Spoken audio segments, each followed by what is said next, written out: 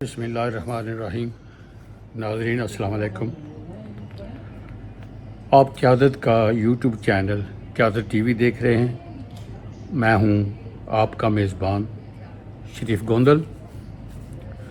آج ہم آپ کی ملاقات جس شخصیت سے کرانے جا رہے ہیں ان کا بنیادی طور پر تعلق صحافت کے پیشے سے ہے، لیکن انہوں نے حال ہی میں سیاسی علوم اور بین الاقوامی تعلقات میں مرکزی یورپ سے پی ایچ ڈی کی ہے۔ ڈاکٹر صاحب کی پی ایچ ڈی کا مقالہ پاکستان میں انتہا پسندی کے اثرات پر تھا۔ ان کی شخصیت کے متعلق تھوڑا سا میں آپ کو بتا دیتا ہوں، باقی گفتگو ہم ان کے ساتھ کریں گے، ان کی زبانی سنیں گے۔ ڈاکٹر سید سفتین شاہ صاحب، سب سے پہلے آپ کو پی ایچ ڈی کرنے پر قیادت ٹی وی کی طرف سے مبارکباد پیش کرتا ہوں۔ اسی حوالے سے گزشتہ روز آپ کو جشن آزادی کے ایک پروگرام میں ایک ایوارڈ بھی دیا گیا ہے، جس کی میں آپ کو دوبارہ مبارکباد پیش کرتا ہوں۔ تو ناظرین، آج ہم نے یہ فیصلہ کیا کہ پاکستان سے تعلق رکھنے والے ہمارے ایک ایسے پاکستانی دوست ہیں، شخصیت ہیں، جنہوں نے اپنی دن رات کی محنت کے بعد ایک ایسا اعزاز حاصل کیا ہے جس پر ہمیں فخر ہے۔ تو آئیے اور دوسری گفتگو جو ہے وہ ہم انہی کی زبانی سنتے ہیں کہ انہوں نے یہ منزل کیسے حاصل کی۔ جی ڈاکٹر صاحب۔ بسم اللہ الرحمن الرحیم۔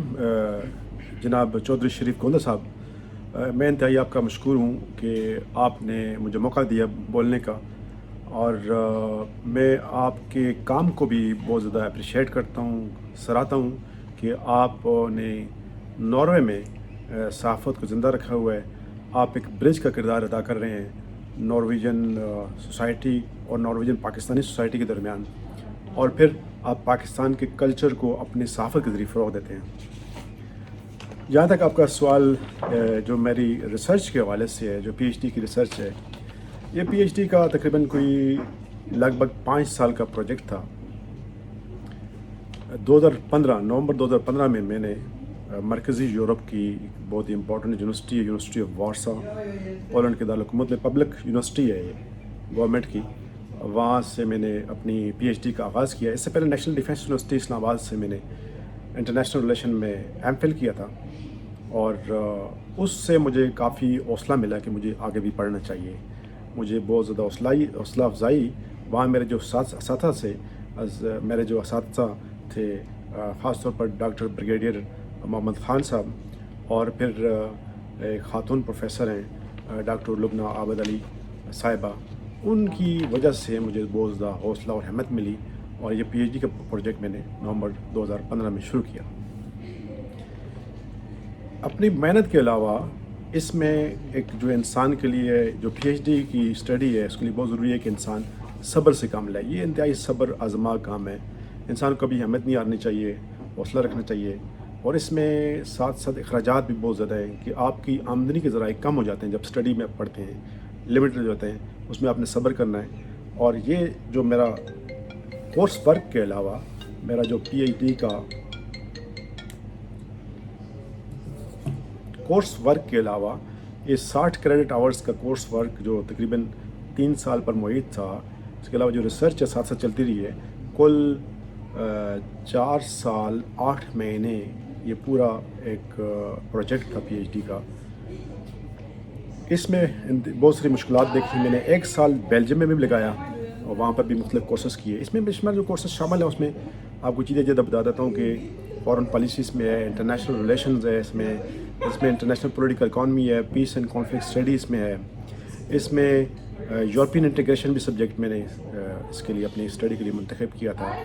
اس کے لیے جو مختلف جو ادوار ہیں، خاص طور پر جو خاص میری ریسرچ ہے، اس کے بعد جو کورس ورک کے بعد ریسرچ ہوئی ہے، پاکستان میں انتہا پسندی جو گزشتہ 40 سالوں کے دوران پاکستان میں جس نے مشکل پیدا کی ہے پاکستان کی نیشنل سیکیورٹی کو، انتہا پسندی نے بہت زیادہ نقصانات پہنچائے ہیں. یہ پورے 40 سال کی جتنی جو پیریڈ ہے، اس کو میں نے 4 حصوں میں ڈیوائڈ کیا ہے. پہلا پیریڈ کولڈ وار کا پیریڈ ہے، کولڈ وار یا افغان وار کا پیریڈ ہے. یہ بہت امپورٹنٹ پیریڈ ہے. یہاں پر گورنمنٹ چینج ہوتی ہے، ذوالفقار علی بھٹو کی گورنمنٹ ختم ہوتی ہے، پاکستان مارشل لا نافذ ہوتا ہے.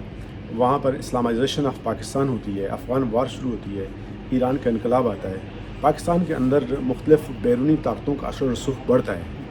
یہ پیریڈ اس کو میں نے کور کیا ہے. یہ پیریڈ 1977 ضیاء الحق کی گورنمنٹ سے لے کر 1990 تک جو یہ ایرا ہے، اس کو کور کیا ہے. یہ پہلا پارٹ ہے. Second part post cold war کا پیریڈ ہے، پوسٹ افغان وار یا کولڈ وار کا پیریڈ ہے. اس میں انتہا پسندی کنٹینیو رہتی ہے اور پاکستان کو بہت زیادہ نقصانات پہنچتے ہیں. انتہا پسند گروپوں کے علاوہ فرقہ پسند گروپ بھی سامنے آتے ہیں جو پاکستان کی سوسائٹی کو ڈیوائیڈ کرتے ہیں، سنی شیعہ کے نام پر، دیوبندی، وہابی، بریلوی اور مختلف فرقوں کے نام پر، حتیٰ کہ مسلمان اور غیر مسلم کے نام پر پاکستان کی سوسائٹی کو تقسیم کیا جاتا ہے. اس کے بعد 9/11 کا تیسرا پیریڈ آتا ہے. اس میں یہ دہشت گردی، انتہا پسندی کنٹینیو رہتی ہے اور امریکہ کی مداخلت بھی بہت تیز ہو جاتی ہے پاکستان کے اندر، اور پاکستان کے اندر مختلف گروپ جو ہیں ٹارگٹ کرتے ہیں، خاص پر پاکستان کی فوج کو ٹارگٹ کرتے ہیں. اسی دوران پاکستان کی GH کے اوپر بھی حملہ ہوتا ہے. فزیکل اٹیکس جو پاکستان کی ملٹری پر ہوئے، اس کے علاوہ انتہا پسند کوشش کرتے ہیں کہ ملٹری کے اندر داخل ہوں، اندر کچھ بغاوت کرنے کی کوشش کرتے ہیں. کچھ واقعات اس طرح کے بغاوت کے بھی ہیں. چوتھا پیریڈ جو ہے پوسٹ عرب سپرنگ کا پیریڈ ہے. عرب دنیا میں جو بہار عرب ہے، اس کے اینڈ پر جو انتہا پسندی یا دہشت گردی ہے، جس میں ایک نیا گروپ وجود میں آیا ہے جس کا نام داعش ہے، اس کے پاکستان پر بھی اثرات پڑے ہیں.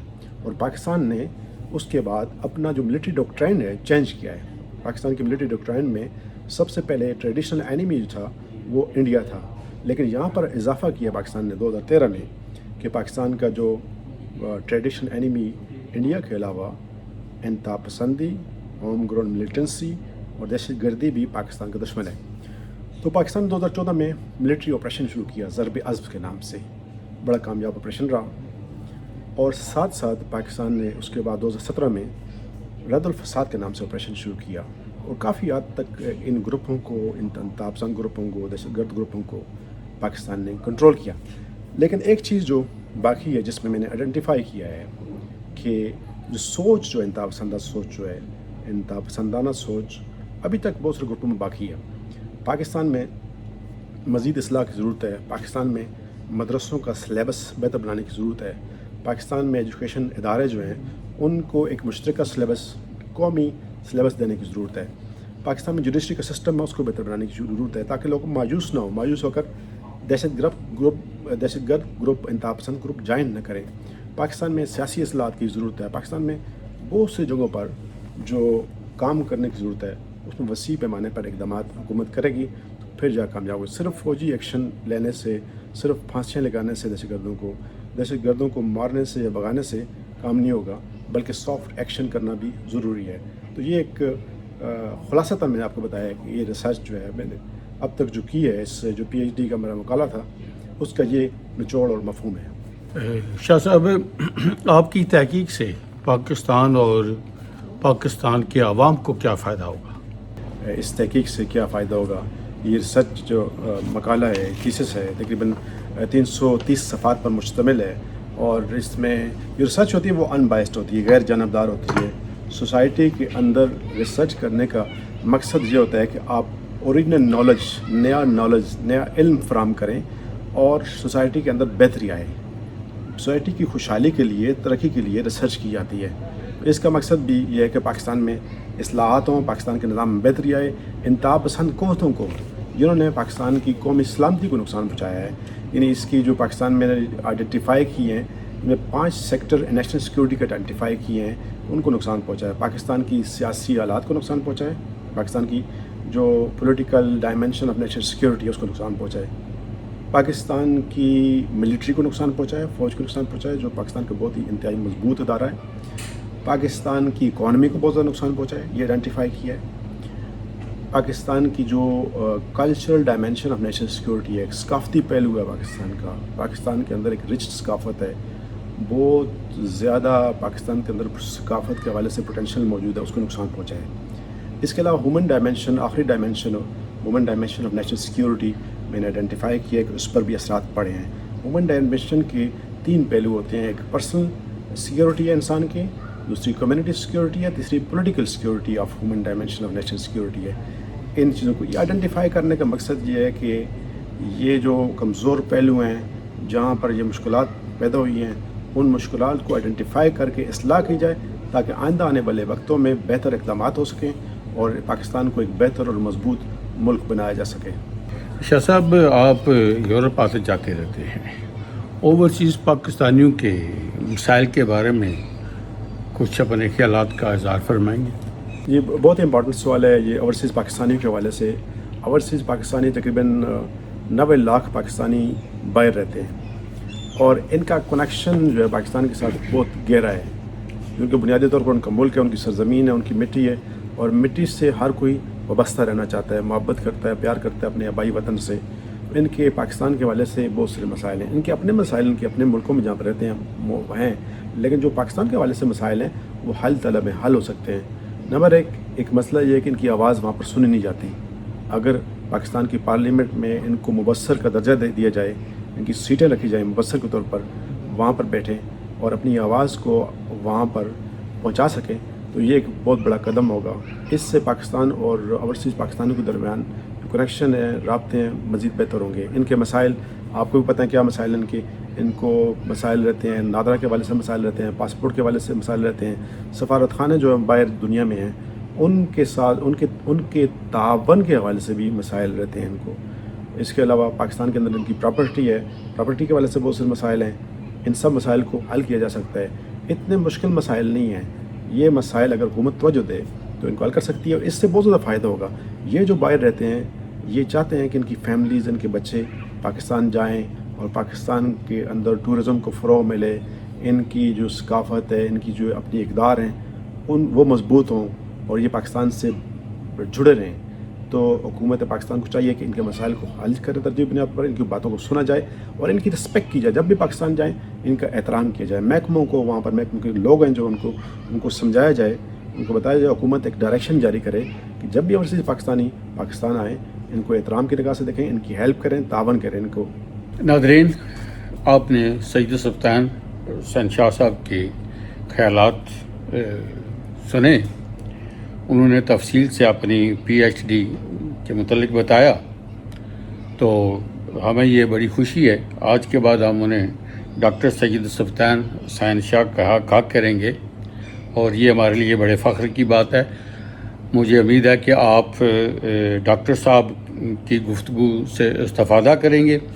ڈاکٹر صاحب، میں آپ کا ایک بار پھر اس بات کا شکریہ ادا کرتا ہوں کہ آپ نے قیادت ٹی وی کے لیے وقت نکالا اور مجھے اور ہمارے ناظرین کو آپ کی تگودو، آپ نے جو محنت کی ہے اس کے متعلق، جو آپ نے ڈگری حاصل کی ہے، پی ایچ ڈی کی ہے، اس کے متعلق تفصیل سے بتایا۔